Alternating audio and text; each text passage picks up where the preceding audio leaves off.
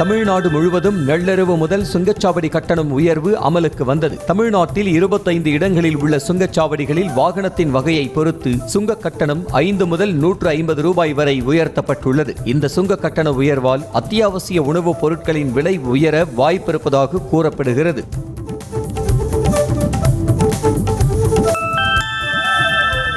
சென்னையில் formula 4 car பந்தயத்தை தமிழ்நாடு இளைஞர் நலன் மற்றும் விளையாட்டுத்துறை அமைச்சர் உதயநிதி ஸ்டாலின் கொடியசைத்து தொடங்கி வைத்தார். சாலையில் மின்னல் வேகத்தில் சீறி பாய்ந்த கார்களை கண்டு பார்வையாளர்கள் ரசித்தனர்.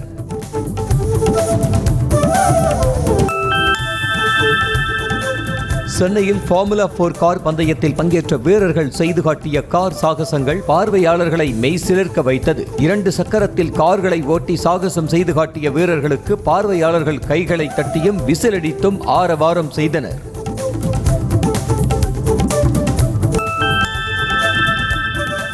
சென்னையில் நடைபெறும் ஃபார்முலா 4 கார் பந்தயத்திற்கான புதிய அட்டவணை வெளியிடப்பட்டது. அதன்படி இன்று தகுதிச் சுற்று பந்தயங்களும் இறுதிச் சுற்று போட்டிகளும் நடைபெறும் என்று அறிவிக்கப்பட்டுள்ளது. சர்வதேச கார் பந்தய கூட்டமைப்பிடம் தகுதிச் சான்றிதழ் பெறுவதில் தாமதம் ஏற்பட்டதால் போட்டி அட்டவணையில் மாற்றம் செய்யப்பட்டது.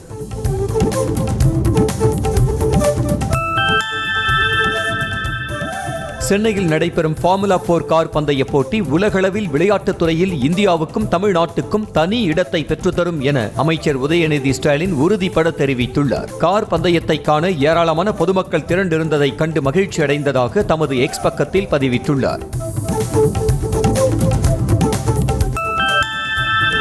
சென்னையில் பாதுகாப்பு பணியின் போது மயங்கி விழுந்து உயிரிழந்த காவல் உதவி ஆணையரின் குடும்பத்தினருக்கு 25 லட்சம் ரூபாய் நிதி உதவி வழங்க முதலமைச்சர் மு.க. ஸ்டாலின் உத்தரவிட்டார். திருவல்லிக்கேணி காவல் நிலையத்தில் உதவி ஆணையராக பணிபுரிந்து வந்த சிவக்குமார் பணியின் போது உயிரிழந்தார். தமிழ்நாட்டில் செயற்கை நுண்ணறிவு தொழில்நுட்பம் குறித்து மாணவ மாணவிகளுக்கு பயிற்சி அளிக்க கூகுள் நிறுவனத்துடன் தமிழக அரசு ஒப்பந்தம் மேற்கொண்டுள்ளது. தமிழகத்தில் மாணவ மாணவியருக்கு கூகுள் நிறுவன உதவியுடன் AI எனப்படும் செயற்கை நுண்ணறிவு தொழில்நுட்பம் குறித்து பயிற்சி அளிக்கப்பட உள்ளதாகவும், நான் முதல்வன் திட்டத்தில் ஸ்டார்ட் அப் நிறுவனங்களுடன் இணைந்து மாணவர்களுக்கு பயிற்சி அளிக்க திட்டமிடப்பட்டுள்ளதாகவும் தெரிவித்துள்ளார்.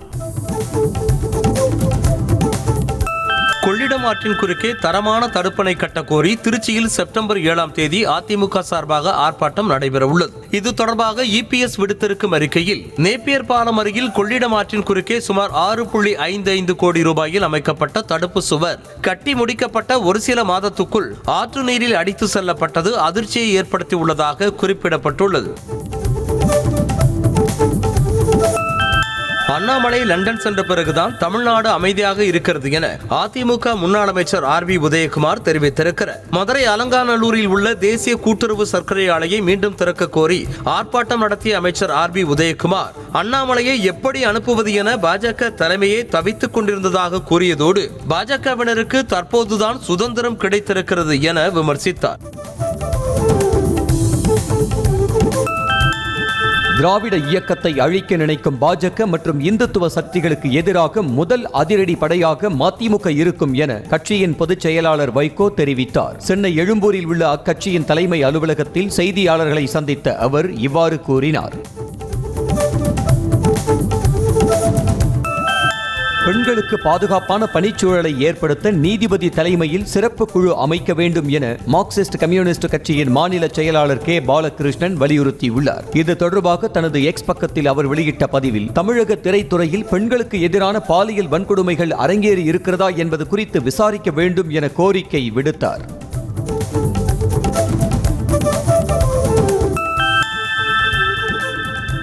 கன்னியாகுமரி முதல் காஷ்மீர் வரை வந்தே பாரத் ரயில் இயக்கப்பட வேண்டும் என முன்னாள் மத்திய இணை அமைச்சர் பொன் ராதாகிருஷ்ணன் வலியுறுத்தியுள்ளார். சென்னை நாகர்கோவில் இடையே புதிதாக தொடங்கப்பட்டுள்ள வந்தே பாரத் ரயிலில் பயணம் மேற்கொண்ட போது நியூஸ் தமிழுக்கு பிரத்யேக பேட்டி அளித்த அவர், பிரதமர் மோடி ஆட்சிக்கு வந்த பிறகு ரயில்வே துறையில் மிகப்பெரிய புரட்சி ஏற்பட்டுள்ளதாக கூறினார்.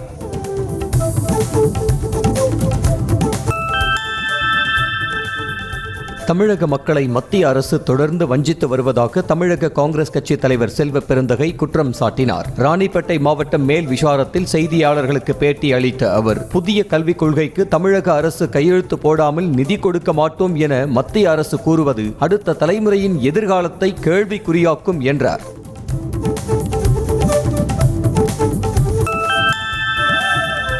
சென்னை புறநகர் பகுதியான பொத்தேரியில் காரில் கடத்திச் செல்லப்பட்ட 50 கோடியே 65 லட்சம் ரூபாய் மதிப்பிலான 10 கிலோ போதைப் பொருட்களை வருவாய் புலனாய்வு பிரிவு அதிகாரிகள் பறிமுதல் செய்தனர். இது தொடர்பாக 6 பேரை பிடித்து விசாரணை நடத்தியதில் இலங்கைக்கு போதைப் பொருளை கடத்த முயன்றது தெரிய வந்தது. இதனையடுத்து அவர்களிடமிருந்து 1 கோடியே 30 லட்சம் ரூபாய் வாகனங்கள் பறிமுதல் செய்யப்பட்டன.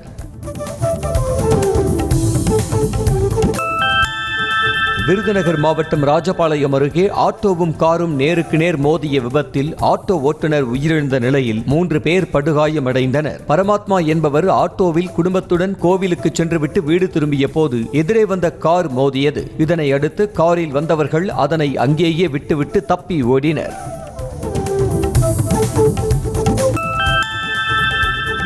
தூத்துக்குடி அருகே பட்டாசு கிடங்கில் ஏற்பட்ட தீ விபத்தில் 2 சம்பவ இடத்திலேயே உயிரிழந்தனர். ஏரலை அடுத்த குறிப்பான்குளம் பகுதியில் ராஜ்குமார் என்பவருக்கு சொந்தமான சிவசக்தி பட்டாசு கிடங்கில் 4 பேர் பணியில் ஈடுபட்ட போது தீ விபத்து ஏற்பட்டது. இதில் கண்ணன், விஜய் ஆகியோர் தீயில் கருகி உயிரிழந்தனர். படுகாயமடைந்த மேலும் 2 மருத்துவமனையில் அனுமதிக்கப்பட்டனர்.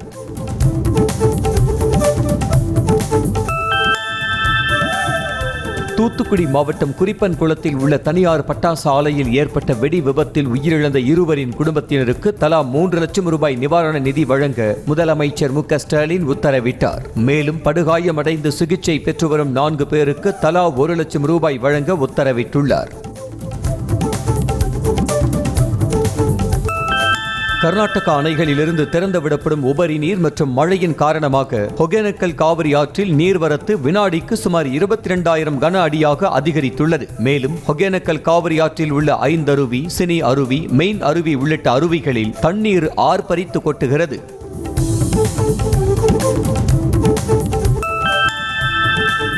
செம்மர கட்டைகள் கடத்திய வழக்கில் சிக்கிய வேலூர் கலால் துறையில் பணியாற்றி வந்த டிஎஸ்பி தங்கவேல் நிரந்தரமாக பணி நீக்கம் செய்யப்பட்டார். ஆம்பூர் அருகே 2015ஆம் ஆண்டு கோழி பண்ணையில் பதுக்கி வைத்திருந்த 7 டன் செம்மர கட்டைகளை கடத்தியதாக தங்கவேல் கைது செய்யப்பட்டு சஸ்பெண்ட் செய்யப்பட்டிருந்தார்.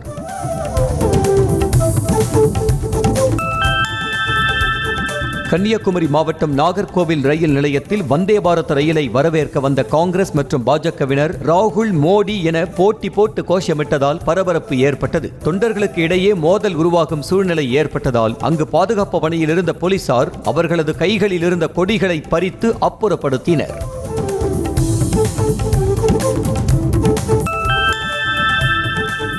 கடந்த 10 ஆண்டுகளில் உலக பொருளாதாரம் 35% வளர்ச்சி கண்டபோது இந்திய பொருளாதாரம் 90% வளர்ச்சி கண்டிருப்பதாக பிரதமர் மோடி பெருமிதம் தெரிவித்துள்ளார். டெல்லியில் நடைபெற்ற உலக தலைவர்கள் மன்ற கூட்டத்தில் பேசிய அவர் வருங்காலத்திலும் இந்திய பொருளாதாரம் நிலையான வளர்ச்சி பெறும் என நம்பிக்கை தெரிவித்தார்.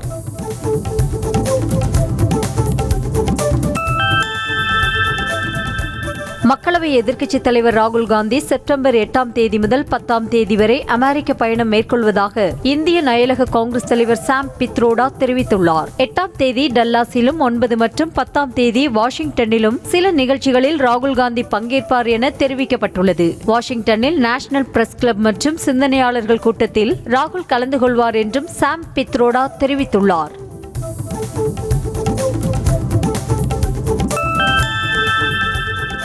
நிமோனியா காய்ச்சல் காரணமாக டெல்லி எய்ம்ஸ் மருத்துவமனையில் அனுமதிக்கப்பட்ட மார்க்சிஸ்ட் கம்யூனிஸ்ட் கட்சியின் தேசிய பொதுச் செயலாளர் சீதாராம் யெச்சூரிக்கு சுவாச பிரச்சனை ஏற்பட்டிருப்பதாக மருத்துவர்கள் தெரிவித்துள்ளனர். அங்கு அவருக்கு தொடர்ந்து தீவிர சிகிச்சை அளிக்கப்பட்டு வருவதாகவும் தெரிவிக்கப்பட்டுள்ளது.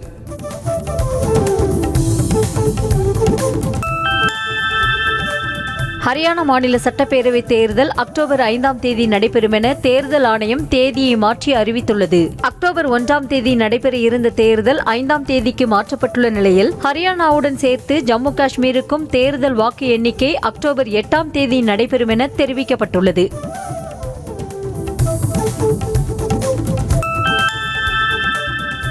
லாவோஸ் நாட்டில் சைபர் குற்ற செயல்களில் வலுக்கட்டாயமாக ஈடுபடுத்தப்பட்ட இந்தியர்கள் 47 பேர் மீட்கப்பட்டனர். குறிப்பாக டேட்டிங் ஆப்ஸ் மூலம் மோசடியில் ஈடுபடுத்தப்பட்டு தப்பிக்க முடியாமல் கொத்தடிமைகளாக சிக்கி தவித்தவர்களை இந்திய தூதரக அதிகாரிகள் மீட்டு தாய் நாட்டுக்கு அழைத்து வந்தனர்.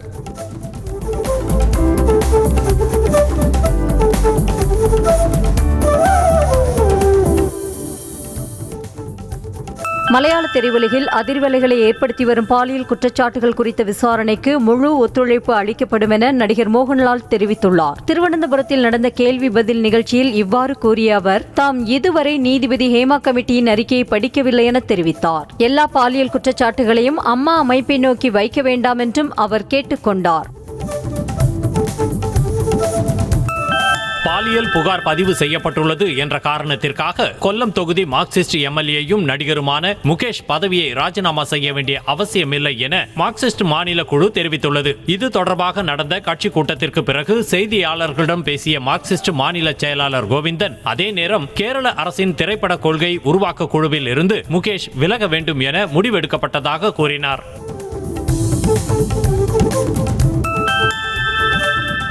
கேரளாவில் நடிகரும் சிபிஎம் எம்எல்ஏவுமான முகேஷ் அலுவலகத்தை முற்றுகையிட முயன்ற இளைஞர் காங்கிரஸ் கட்சியினருக்கும் போலீசாருக்கும் இடையே மோதல் ஏற்பட்டது. பாலியல் புகார் தொடர்பாக எம்எல்ஏ முகேஷ் பதவி விலக கோரி கொல்லத்தில் உள்ள அவரது அலுவலகத்தை இளைஞர் காங்கிரஸ் கட்சியினர் முற்றுகையிட்டனர்.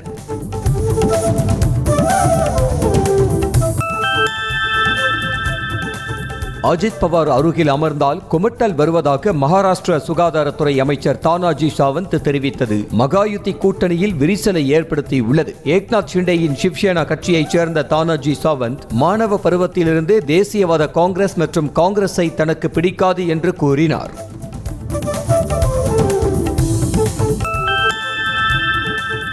பீகாரில் மத்திய ஜவுளிக்கடைத்துறை அமைச்சர் கிரிராஜ் சிங்கை தாக்க முயன்ற நபர் கைது செய்யப்பட்டார். பெகுசராய் நகரில் நடைபெற்ற ஜனதா தர்பார் நிகழ்ச்சியில் பங்கேற்ற அமைச்சரிடம் மனு அளிக்க வந்த சைகி என்ற நபர் மைக்கை பிடுங்கி அமைச்சரை குத்த முயற்சித்துள்ளார். அதனை தடுத்து நிறுத்திய அமைச்சரின் பாதுகாவலர்கள் அவரை பிடித்து போலீசார் வசம் ஒப்படைத்தனர்.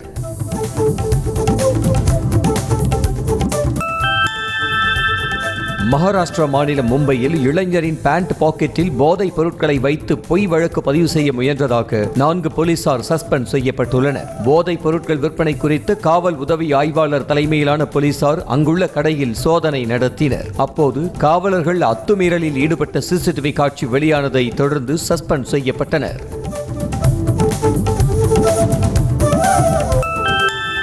கொல்கத்தாவில் இருந்து பெங்களூருவுக்கு புறப்பட்ட இண்டிகோ விமானத்தின் இயந்திரங்களில் ஒன்றில் தீப்பிடித்ததால் அது அவசரமாக தரையிறக்கப்பட்டது. தொடர்ந்து கொல்கத்தா விமான நிலையத்தின் 2 ஓடுதளங்களிலும் அவசர நிலை பிறப்பிக்கப்பட்டு போக்குவரத்துக்கு மூடப்பட்டது. விமானம் டேக் ஆஃப் ஆனவுடன் ஒரு இயந்திரத்தில் இருந்து தீ பரவியதை தாம் கண்டதாக விமானத்தில் இருந்த பயணி ஒருவர் தெரிவித்தார். மத்திய அரசு அளித்த வாக்குறுதிகளை நிறைவேற்ற வலியுறுத்தி ஹரியானாவையும் பஞ்சாபையும் இணைக்கும் ஷாம்பு எல்லையில் நடக்கும் விவசாயிகளின் பிரம்மாண்ட போராட்டத்தில் மல்யுத்த முன்னாள் வீராங்கனை வினேஷ் போகத்தும் பங்கேற்றார். 200 நாட்களுக்கும் மேலாக விவசாயிகள் நடத்தும் போராட்டத்தில் பங்கேற்றுள்ள அவர், மக்கள் இதுபோன்று வீதிகளுக்கு வந்து போராடும் நிலை இருந்தால் நாடு எப்படி முன்னேறும் எனவும் வினவினார்.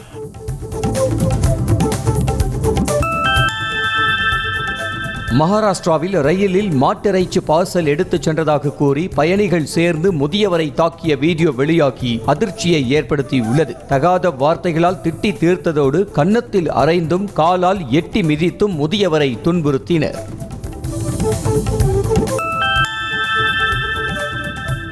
ஆந்திர மாநிலம் விஜயவாடா மாவட்டத்தில் உள்ள இந்திர கீலாத்திரி மலையில் ஏற்பட்ட நிலச்சரிவில் சிக்கி 4 பேர் பரிதாபமாக உயிரிழந்தனர். கனமழை காரணமாக நிகழ்ந்த நிலச்சரிவில் சிக்கி படுகாயங்களுடன் மீட்கப்பட்ட மேலும் 3 பேர் மருத்துவமனையில் சிகிச்சை பெற்று வருகின்றனர்.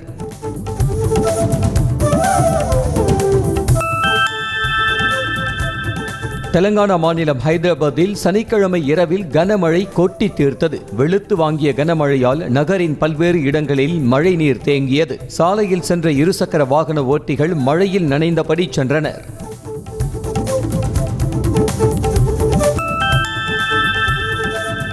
தமிழ்நாடு முழுவதும் உள்ள தனியார் பள்ளிகளின் பெயரில் உள்ள மெட்ரிகுலேஷன் என்ற பெயரை நீக்கும்படி அரசுக்கு உத்தரவிட முடியாது என சென்னை உயர்நீதிமன்றம் திட்டவட்டமாக தெரிவித்திருக்கிறது. மெட்ரிகுலேஷன் என்ற பெயரை நீக்கி தனியார் பள்ளி என குறிப்பிட தமிழக அரசுக்கு உத்தரவிட கோரி தொடரப்பட்ட வழக்கில் இதுகுறித்து நிபுணர்கள்தான் பரிசீலிக்க வேண்டும் என நீதிபதிகள் தெரிவித்தனர்.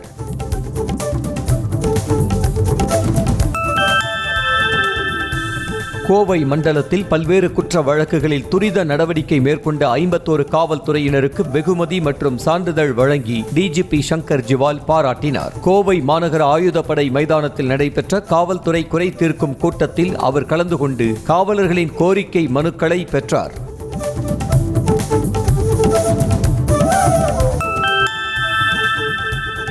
நெல்லை பாளையங்கோட்டையில் தமிழ்நாடு மாநில பெற்றோர் ஆசிரியர் கழகம் சார்பில் பெற்றோர்களை கொண்டாடுவோம் என்ற தலைப்பில் மண்டல அளவிலான மாநாடு நடைபெற்றது. சபாநாயகர் அப்பாவு, அமைச்சர் அன்பில் மகேஷ் பொய்யாமொழி ஆகியோர் சிறப்பு விருந்தினர்களாக கலந்து கொண்டு மாநாட்டை தொடங்கி வைத்தனர்.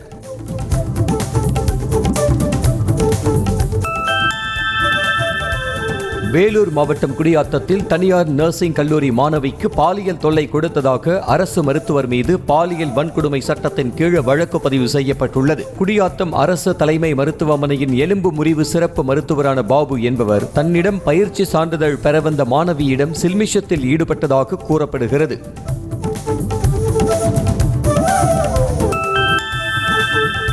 புதுக்கோட்டை மாவட்டம் அன்னவாசல் அருகே அதிகாரிகளின் கடிதத்திற்கு அலட்சியம் காட்டியதாக பள்ளி தலைமை ஆசிரியர் சஸ்பெண்ட் செய்யப்பட்டார். பணிக்கு சரியாக வருவதில்லை என்ற புகார் தொடர்பாக அன்னவாசல் ஊராட்சி ஒன்றிய தொடக்க பள்ளி தலைமை ஆசிரியர் அந்தோணிராஜ் என்பவருக்கு விளக்கம் கேட்டு அனுப்பிய கடிதத்திற்கு பதிலளிக்காததால் அதிகாரிகள் நடவடிக்கை எடுத்துள்ளனர்.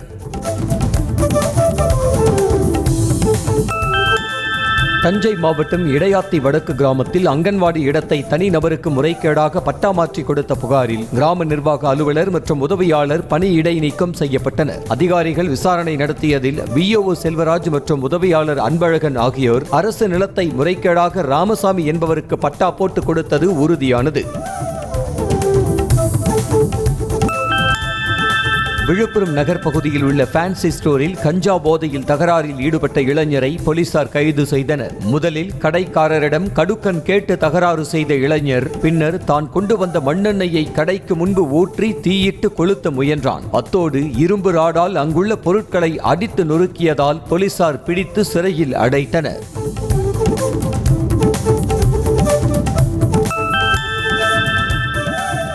சேலம் அருகே 17 வயதே ஆன 7 மாத கர்ப்பிணியின் வயிற்றில் இறந்த நிலையில் இருந்த சிசு அறுவை சிகிச்சை மூலம் அகற்றப்பட்ட நிலையில் சிறுமி வலிப்பு ஏற்பட்டு உயிரிழந்தார். ஏற்காடு தலைசோலை பகுதியைச் சேர்ந்த தனுஷ்குமார் என்பவரின் மனைவி சந்தியா உயிரிழந்த நிலையில் இதுகுறித்து ஆர்டிஓ விசாரணை நடைபெற்று வருகிறது.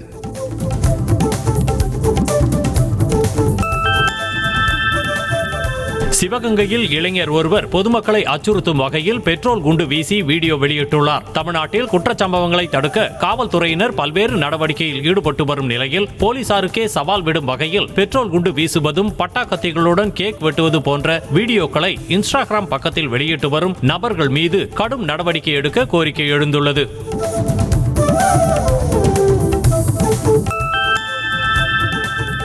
புதுக்கோட்டை அருகே கத்தக்குறிச்சி சித்தி விநாயகர் மற்றும் ஐயனார் கோவில் வருடாபிஷேகத்தை முன்னிட்டு நடைபெற்ற மாட்டு வண்டி பந்தயத்தின் போது மாட்டு வண்டிகளை போட்டி போட்டு ஓட்டுவதில் சாரதிகளுக்கு இடையே மோதல் ஏற்பட்டது. இதையடுத்து போலீசார் லேசான தடியடி நடத்தி கூட்டத்தை கலைத்தனர். இந்த மோதலில் இருவருக்கு காயம் ஏற்பட்டது.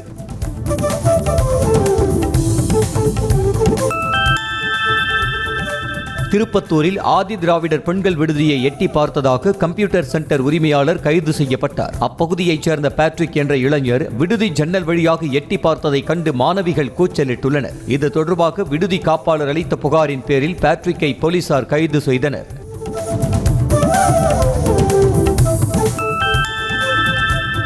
நாமக்கல் மாவட்டம் ராசிபுரம் அருகே தனிநபர் நள்ளிரவில் கோவிலை பூட்டிச் சென்றதால் இரு தரப்பினரிடையே வாக்குவாதம் ஏற்பட்டது. இருதரப்பு மோதலால் பல ஆண்டுகளாக மூடி கிடந்த கோவில் நீதிமன்ற உத்தரவை தொடர்ந்து சில ஆண்டுகளுக்கு முன்பு திறக்கப்பட்டது. இந்த நிலையில் தனிநபர் கோவிலை பூட்டிச் சென்றதால் ஆத்திரமடைந்த ஒரு தரப்பினர் கோயிலுக்குள் கூழ் காய்ச்சி போராட்டத்தில் ஈடுபட்டனர்.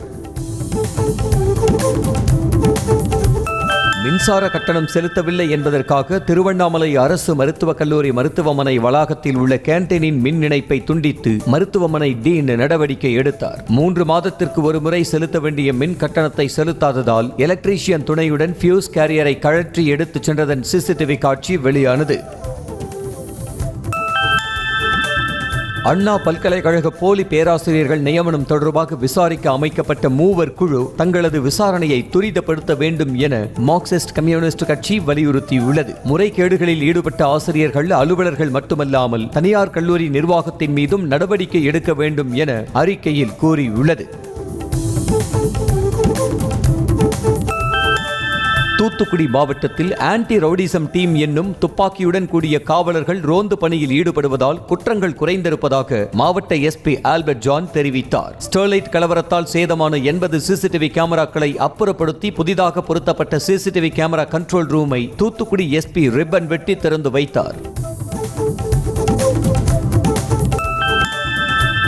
புதுக்கோட்டை அருகே தந்தை திட்டியதால் மனமுடைந்த 19 வயது இளைஞர் தூக்கிட்டு தற்கொலை செய்து கொண்டார். பொன்னமராவதியைச் சேர்ந்த ரவிக்குமார் என்பவர் எந்த வேலைக்கும் செல்லாமல் வீட்டிலேயே இருந்ததாக கூறப்படுகிறது. இதனை தந்தை கண்டித்ததால் வேதனையடைந்த அவர் தனது உயிரை மாய்த்து கொண்டார்.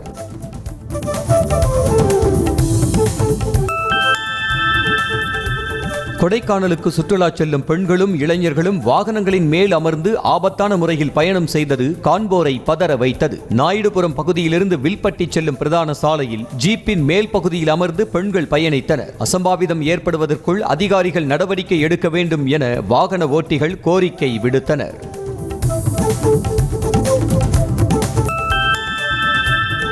திருப்பத்தூர் மாவட்டம் ஆம்பூரில் தலைக்கேறிய மது போதையில் அரசு பேருந்தில் ஏறி இருவர் அடாவடி செய்த வீடியோ வெளியாகியுள்ளது. நடத்துனர் டிக்கெட் எடுக்குமாறு கூறிய போது தான் விடுதலை சிறுத்தைகள் கட்சியின் மாநில தலைவர் என்றும் தங்களிடமே டிக்கெட் கேட்கிறாயா என்றும் கேட்டு வாக்குவாதத்தில் ஈடுபட்டனர்.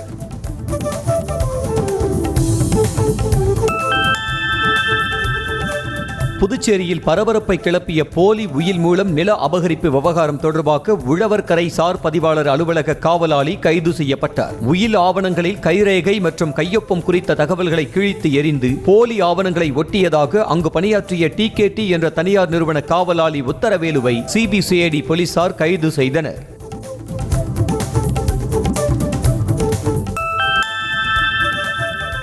இளம் தொழில் முனைவோருக்கான தமிழ்நாடு உச்சி மாநாடு மற்றும் 2024க்கான விருதுகள் வழங்கும் நிகழ்ச்சி சென்னையில் நடைபெற்றது. இதில் பங்கு பெற்ற தொழில் நிறுவனங்களின் முதலீட்டாளர்களுக்கு விருதுகள் வழங்கப்பட்டன. நிகழ்ச்சியில் திமுக எம்பி கலாநிதி வீராசாமி, IAS அதிகாரி ராதாகிருஷ்ணன், இனிகோ இருதயராஜ் MLA உட்பட பலர் கலந்து கொண்டனர்.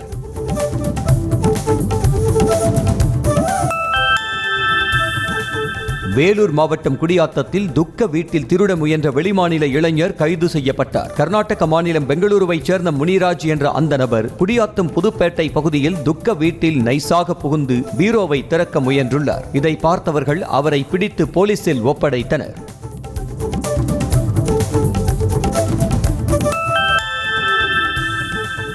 விழுப்புரம் மாவட்டம் திண்டிவனம் அருகே தச்சி தொழிலாளியை இழைப்புலியால் அடித்து கொலை செய்தவரை போலீசார் வாரணாசியில் கைது செய்தனர். மரம் இழைக்கும் உளியால் தட்சிணாமூர்த்தியை அடித்து கொன்றுவிட்டு ரயில் மூலம் வாரணாசிக்கு தப்பிச் சென்ற இளவரசன் என்பவரை ரயில்வே போலீசார் உதவியுடன் தனிப்படை போலீசார் மடக்கி பிடித்தனர்.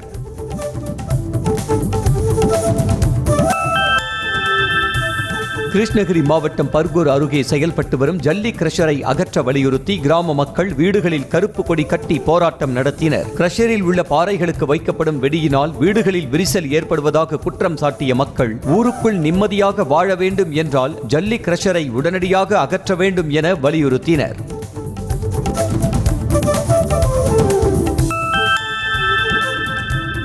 திருப்பூர் மாவட்டம் காங்கேயம் அருகே நாய் கடித்து இறந்த ஆடுகளுடன் ஆட்சியர் அலுவலகம் முன்பு விவசாயிகள் போராட்டத்தில் ஈடுபட்டனர். இதுகுறித்து கடந்த சில வாரங்களுக்கு முன்பே ஆட்சியரிடம் மனு அளித்தும் நடவடிக்கை எடுக்காததால் இறந்த ஆடுகளுடன் வந்து போராட்டத்தில் ஈடுபட்டதாக விவசாயிகள் தெரிவித்தனர்.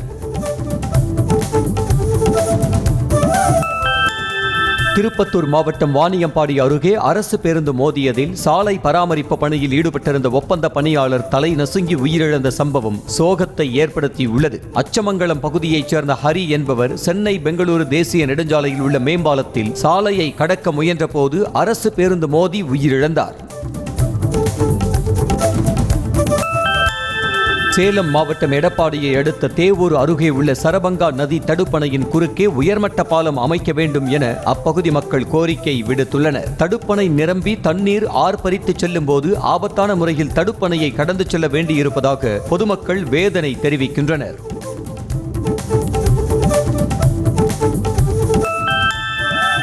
கோவை மாவட்டம் மேட்டுப்பாளையம் அருகே உள்ள காரமடையில் 6 வயது சிறுமிக்கு பாலியல் தொல்லை கொடுத்த கூலி தொழிலாளி போக்சோ சட்டத்தின் கீழ் கைது செய்யப்பட்டார். பாதிக்கப்பட்ட சிறுமியின் பெற்றோர் அளித்த புகாரின் பேரில் கணுவாய்பாளையம் ஜோதிபுரம் பகுதியைச் சேர்ந்த வெள்ளியங்கிரி என்பவரை போலீசார் கைது செய்து சிறையில் அடைத்தனர்.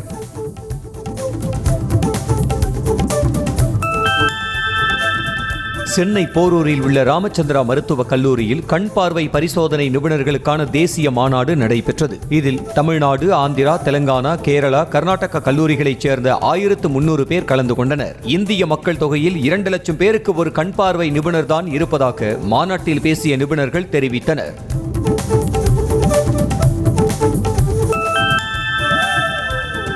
தூத்துக்குடி மாவட்டம் சாத்தான்குளம் அருகே ஆடு மேய்க்கும் நபரை மர்ம நபர்கள் வெட்டி கொலை செய்த சம்பவம் பரபரப்பை ஏற்படுத்தியுள்ளது. ஆழ்வார் திருநகரை பகுதியில் உள்ள வயல்வெளியில் பட்டி வைத்து செம்மறி ஆடுகளை வளர்த்து வந்த சுடலை என்பவர் முகத்தில் வெட்டு காயத்துடன் இறந்து கிடந்தார்.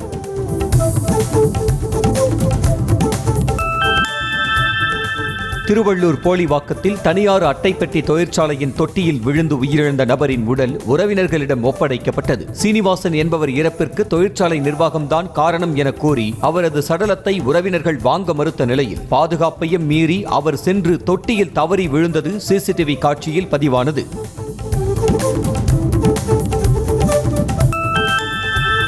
செங்கல்பட்டு மாவட்டம் தாம்பரம் மாநகராட்சிக்குட்பட்ட பாண்டியன் தெருவில் குளம் போல் தேங்கி நிற்கும் கழிவு நீரால் பொதுமக்கள் கடும் அவதிக்குள்ளாக்கினர். அங்குள்ள கால்வாயிலிருந்து சாலையில் வெளியேறி வரும் கழிவு நீரை அகற்ற அதிகாரிகள் நடவடிக்கை எடுக்க வேண்டும் என கோரிக்கை விடுத்தனர்.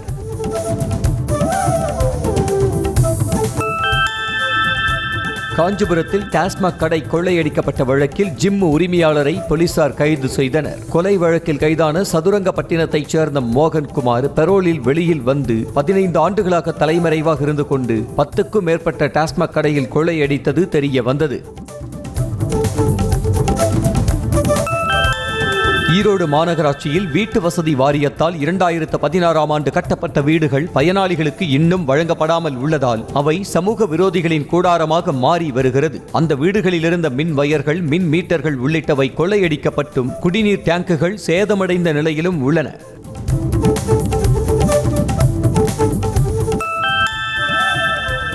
நீலகிரி அருகே பட்ட பகலில் உலா வந்த காட்டு யானையை பார்த்து பதறிய பொதுமக்கள் நாலாபுறமும் தெரித்து ஓடினர். கூடலூர் வனப்பகுதியிலிருந்து வெளியேறிய காட்டு யானை கோழிப்பாலம் சாலையில் ஆக்ரோஷமாக ஓடியதோடு 2 இருசக்கர வாகனங்கள் மற்றும் பேருந்தை சேதப்படுத்தியது. ராயல் தோட்டக்கலை சங்கத்தின் 200ஆம் ஆண்டு விழாவை ஒட்டி ஸ்காட்லாந்தில் நடைபெற்ற மலர் கண்காட்சியில் இங்கிலாந்து மன்னர் சார்லஸ் ரிப்பன் வெட்ட முடியாமல் திணறிய வீடியோ சமூக வலைதளங்களில் வெளியாகி விவாத பொருளானது. கத்திரிக்கோளால் ரிப்பனை வெட்ட முடியாமல் மன்னர் திணறிய போது அருகில் இருந்தவர் அவருக்கு ரிப்பனை வெட்ட உதவி செய்தார்.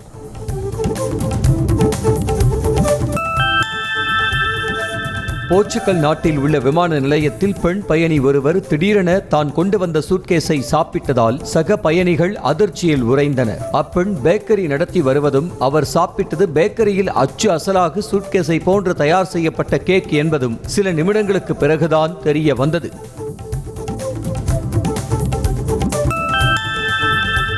பாராலிம்பிக் 10 மீட்டர் ஏர் பிஸ்டல் துப்பாக்கிச் சுடுதல் போட்டியில் இந்திய வீராங்கனை ரூபினா பிரான்சிஸ் வெண்கலம் வென்று அசத்தியுள்ளார். இறுதிப் போட்டியில் மொத்தமாக 211.1 என்ற புள்ளிகள் பெற்று 3வது இடத்தை பிடித்து வெண்கல பதக்கத்தை வென்றார்.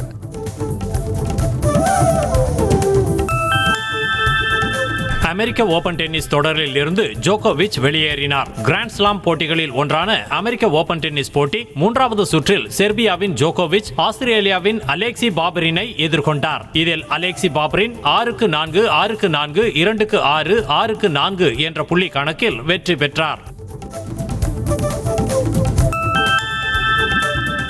நீலகிரி மாவட்டம் உதகையில் நடைபெற்ற ஆணழகன் போட்டியில் சிறுவர்கள் கலந்து கொண்டு தங்களது கட்டழகான உடலை காட்டி பார்வையாளர்களை கவர்ந்தனர். வெட்டரன்ஸ் இந்தியா ஸ்போர்ட்ஸ் விங் சார்பில் நடைபெற்ற மிஸ்டர் நீலகிரிஸ் மற்றும் மிஸ்டர் தமிழ்நாடு போட்டியில் கலந்து கொண்டு வெற்றி பெற்ற போட்டியாளர்களுக்கு பதக்கம், சான்றிதழ் வழங்கப்பட்டன.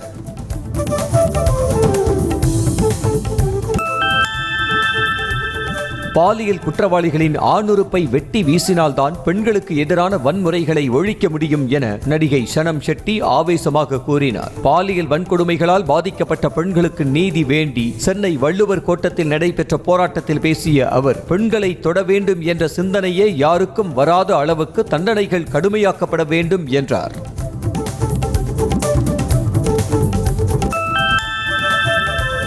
நாட்டில் பெண்களுக்கு பாலியல் தொந்தரவுகள் இருக்காது என்பதற்கு கேரண்டி தர முடியுமா என நடிகை சனம் ஷெட்டி ஆவேசமாக கேள்வி எழுப்பியுள்ளார். நாட்டில் இவ்வளவு அக்கிரமங்கள் நடக்குமேயானால் நீதிமன்றம், காவல்துறை, சட்டங்கள் எல்லாம் எதற்கு என்றும் கொந்தளித்தார்.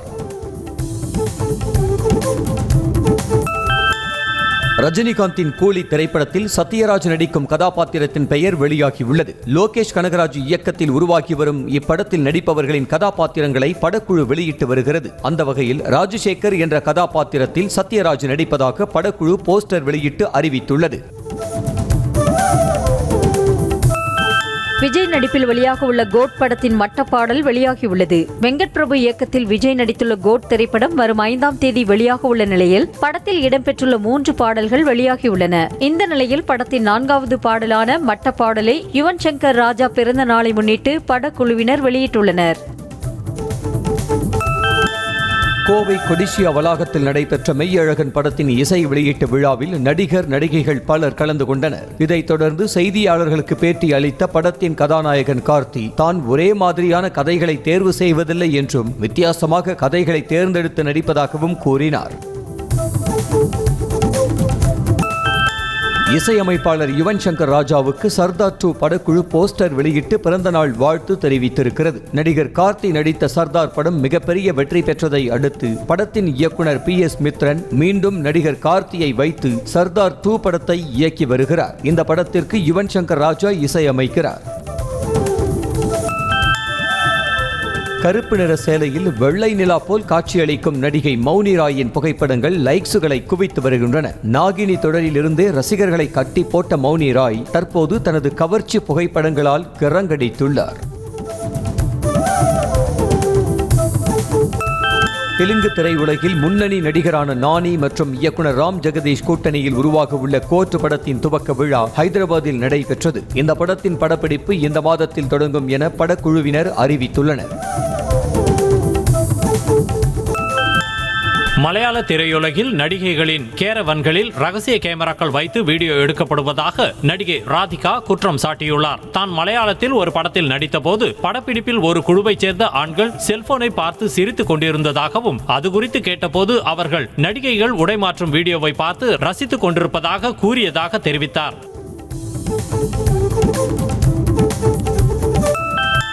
சினிமாவில் பெண்களுக்கு இன்னும் கூடுதல் பாதுகாப்பு தேவை என அஸ்வின்ஸ் பட நடிகை மலினா தெரிவித்தார். சென்னை தரமணியில் செய்தியாளர்களை சந்தித்த அவர், கேரள நடிகைகளின் புகார் குறித்து உண்மைகள் வெளிவர வேண்டும் என்றும், கேரவனில் கேமரா பொருத்தப்பட்டிருப்பதை இதுவரை தான் பார்த்ததில்லை என்றும் கூறினார்.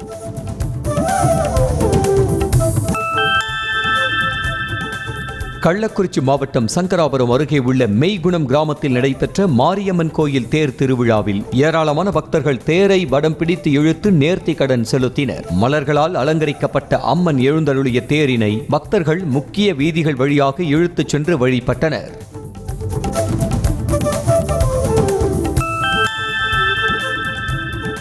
தூத்துக்குடி மாவட்டம் விளாத்திக்குளத்தில் உள்ள ஸ்ரீ மீனாட்சி சுந்தரேஸ்வரர் கோயிலில் சனி பிரதோஷ வழிபாடு வெகு விமரிசையாக நடைபெற்றது. கோயிலில் உள்ள நந்தி பெருமானுக்கு தாமரைப்பூ, அருகம்புல் உள்ளிட்டவைகளால் மாலை அணிவிக்கப்பட்டு நடைபெற்ற சிறப்பு பூசையில் திரளான பக்தர்கள் கலந்து கொண்டனர்.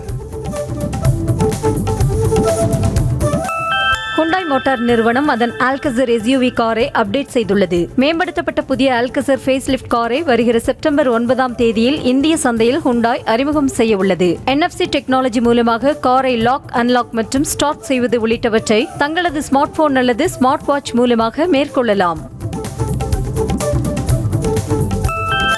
நிறுவனம் அதன் புதிய iPhone 16 சீரிஸ் ஸ்மார்ட் போனை வரும் செப்டம்பர் 9ஆம் தேதி உலகத்திற்கு அறிமுகம் செய்ய உள்ள நிலையில் அதன் சிறப்பு அம்சங்கள் குறித்த தகவல் வெளியாகியுள்ளது. 6.1 இன்ச் டிஸ்பிளே, 6.7 இன்ச் ஸ்கிரீன், மேம்படுத்தப்பட்ட battery capacities, 148 mega pixel sensor and 12 mega pixel ultra wide என பல்வேறு சிறப்பு அம்சங்கள் இடம்பெற்றுள்ளன.